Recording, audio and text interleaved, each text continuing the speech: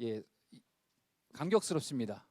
예, 아마 이것은 저 개인의 마음이 아니라 아마 여기 계신 모든 분들의 동일한 마음이 아닐까 싶습니다. 그것은 어떠한 청년들이 잘해서 또는 이들이 잘 성장해 주어서 라고 그런 모습으로 바라보는 어떤 부모님의 심정, 이런 차원을 넘어서서 예수 그리스도 안에서 이미 성령 하나 되면 그 공동체로서 믿음의 교회로서 우리가 같은 마음을 공유하고 있기 때문에 이러한 은혜가 우리 모두에게 있는 줄 믿습니다. 할렐루야. 예, 성도는 하나님으로부터 의롭다 여김을 받은 자이십니다. 그러나 하나님이 우리를 의롭게 여겨주심에 대한 그 근거는 절대로 우리 자신으로부터 찾을 수 없습니다.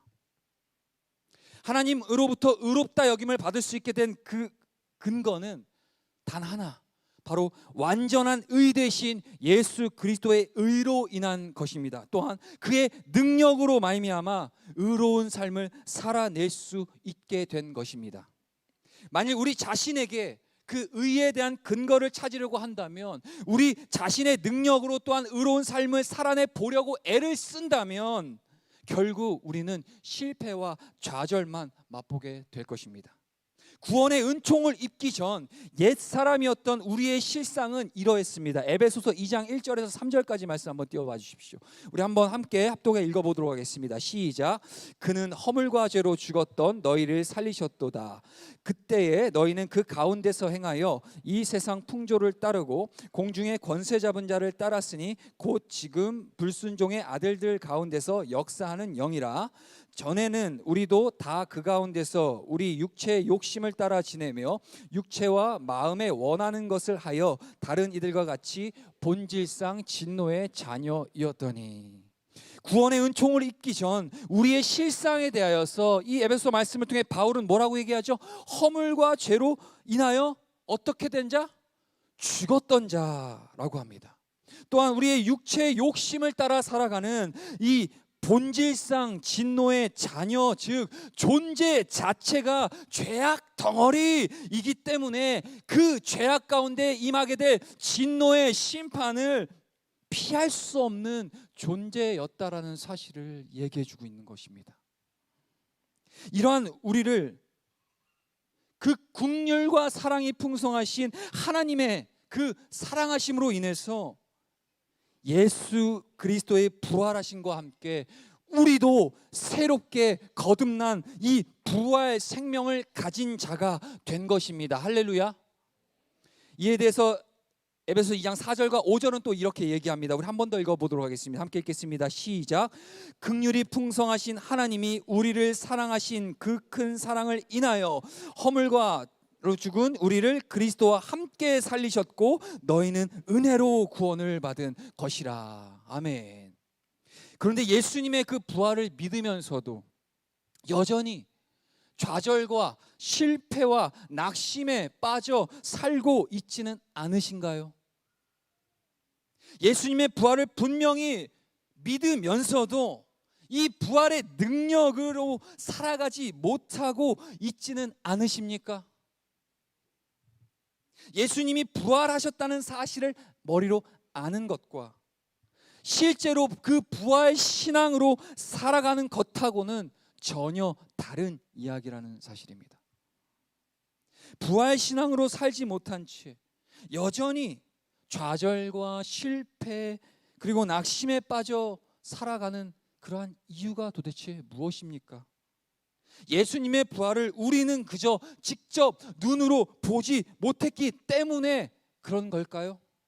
아니죠. 만약 그런 논리라면 예수님의 부활을 믿으면서도 여전히 좌절과 실패와 낙심에 빠져 살고 있는데 그것이 정작 예수님이 실제로 부활하신 것을 우리가 두 눈으로 보지 못했기 때문에 그렇게 나타나는 현상이라고 한다면 예수님의 제자들은 어떻게 얘기할 수 있을까요? 예수님의 제자들은 부활하신 그 예수님을 직접 만났고 예수님의 그 승천까지도 직접 보았음에도 불구하고 여전히 다락방에 숨어 있었습니다. 이는 예수님의 부활을 실제로 목격하고도 그 부활 신앙으로 산다는 보장이 단지 목격만으로는 보장되지 않는다는 얘기입니다. 그렇다면 예수님의 부활을 보고도 그 정도밖에 안 되는 것이라면, 예수님의 부활을 전혀 보지 못하고 살아가는 우리가 과연 어떻게 부활 신앙으로 도대체 살 수 있는 것일까요? 거기에 대한 해답을, 거기에 대한 비밀이 바로 오늘 본문에 담겨 있습니다. 오늘 8절 한 번 더 읽어보도록 하겠습니다. 함께 읽겠습니다. 오늘 본문 8절 시작. 만일 우리가 그리스도와 함께 죽었으면 또한 그와 함께 살 줄을 믿노니. 우리가 그리스도와 함께 죽었으면 또한 그와 함께 살 줄을 믿는다. 예수님의 십자가 부활이 이 예수님만 죽고 다시 사신 것이 아니라 내가 죽고 나도 다시 살아나게 된 사건이라는 사실을 얘기하고 있는 겁니다. 이 사실이 정말 우리 안에서 믿어질 때, 그때에만 우리가 부활 신앙으로 살아갈 수 있는 것입니다. 여기 우리가 그리스도와 함께 죽었으면 이라고 표현하고 있는데요, 이 표현은 우리가 함께 그리스도와 함께 죽었으면 이라는 이 표현이 시제로 어떤 시제죠? 과거형입니다. 과거형으로 표현되고 있어요. 이는 우리는 앞으로 죽을 사람이 아니라, 앞으로 우리가 죽게 될 사람이 아니라 이미 죽은 사람이라는 사실입니다. 언제요?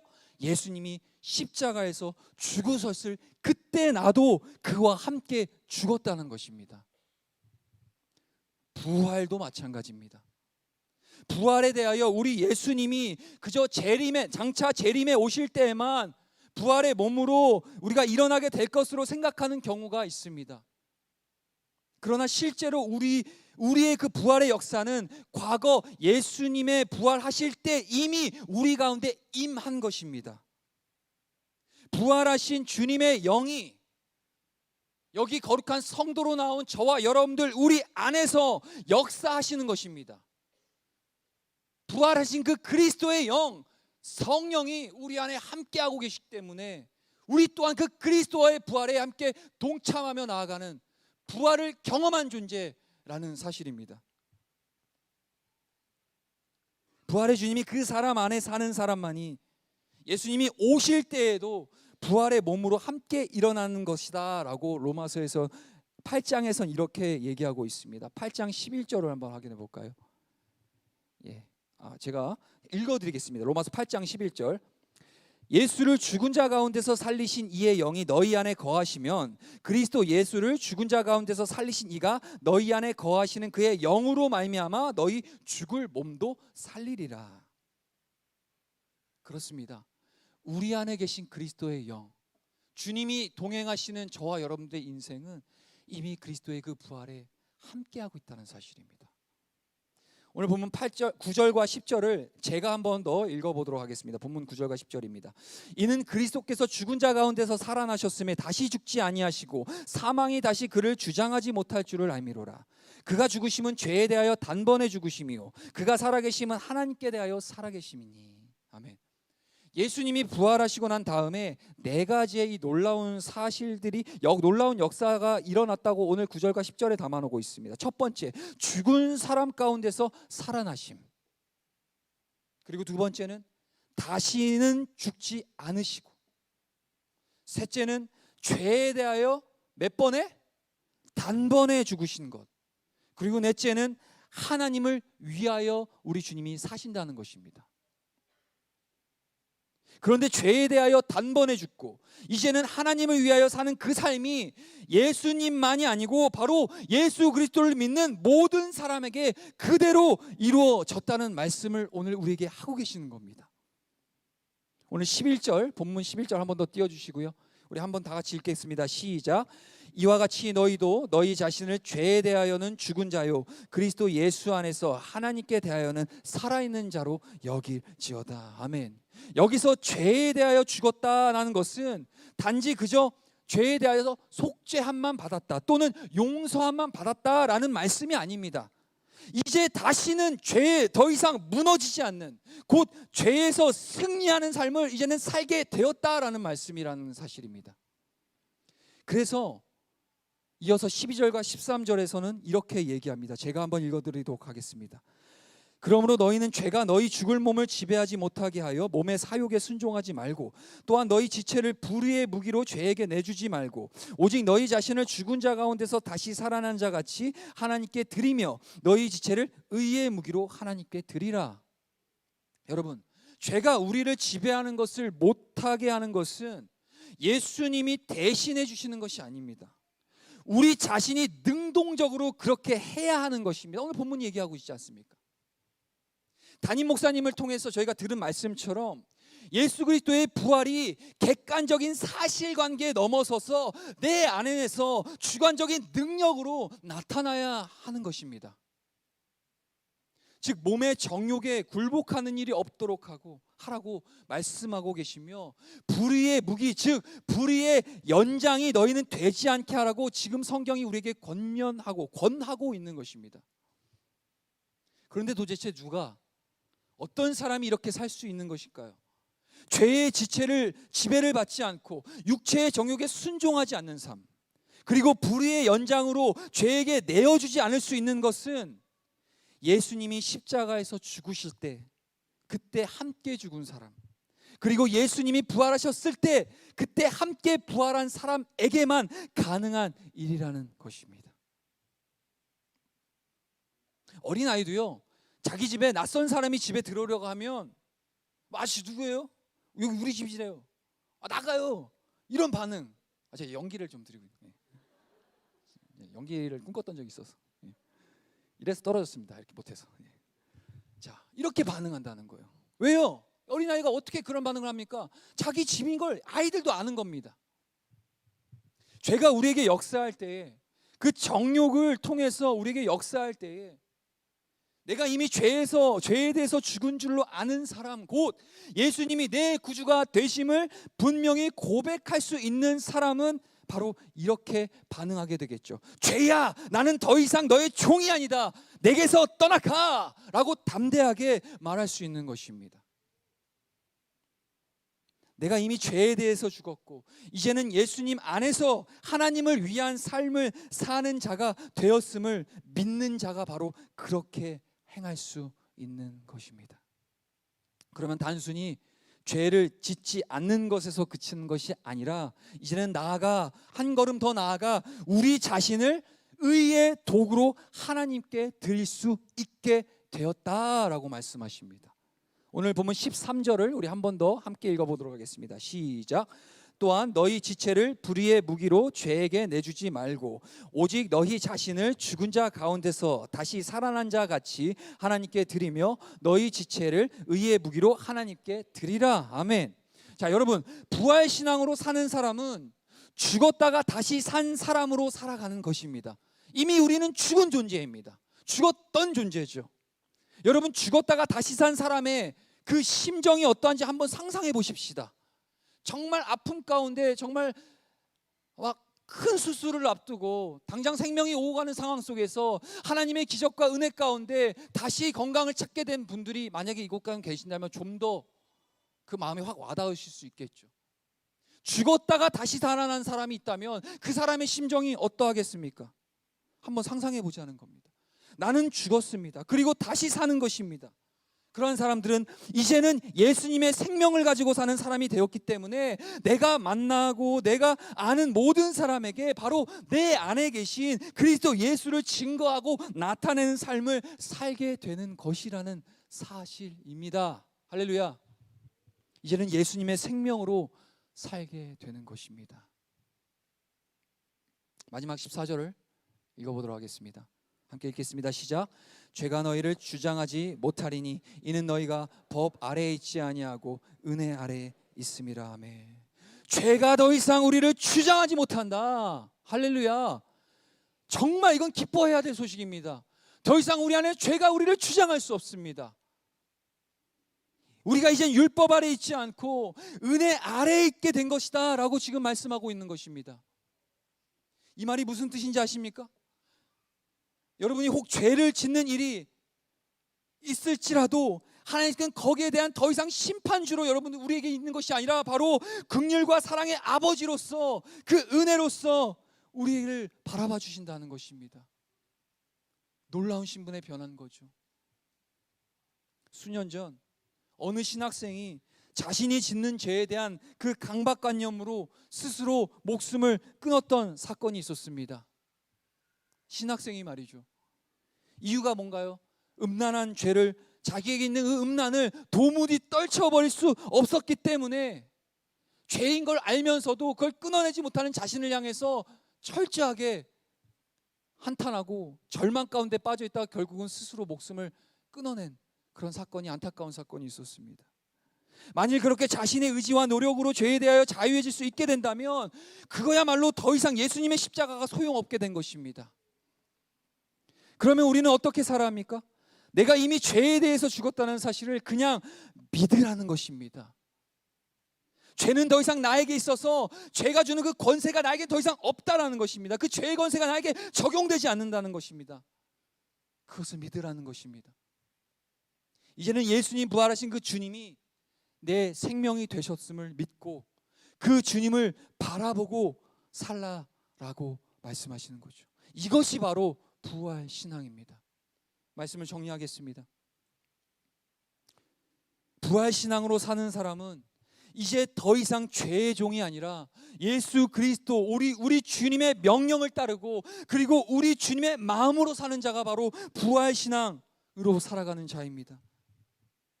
꼭 순교하거나 예수님 믿다가 북한처럼 감옥에 가는 그런 극단적인 상황에서만 부활 신앙이 드러나는 것이 아니라 우리의 일상에서, 우리의 평범한 삶 속에서 부활 신앙으로 살아가는 삶이 되어야지만 후에 우리가 혹시라도 순교할 때나 감옥에 복음 전하다 들어간 일이 그런 극단적인 상황이 벌어졌을 때에도 그때 부활의 믿음을 가지고 그 당시를 이겨낼 수 있는 것입니다.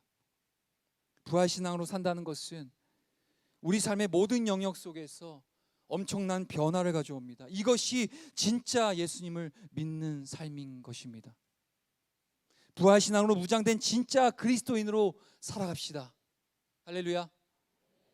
그리고 나아가 부활의 증인으로서 우리가 세상 한가운데에 서서 부활의 그 주님을 드러내는 우리 모두 될 수 있기를 간절히 소망합니다. 기도드리시겠습니다. 주 하나님 감사합니다. 내 안에 있는 모든 더러운 본성들, 옛사람들, 이미 그리스도의 십자가 위에, 십자가 사역 가운데 우리도 죽었음을 선포합니다.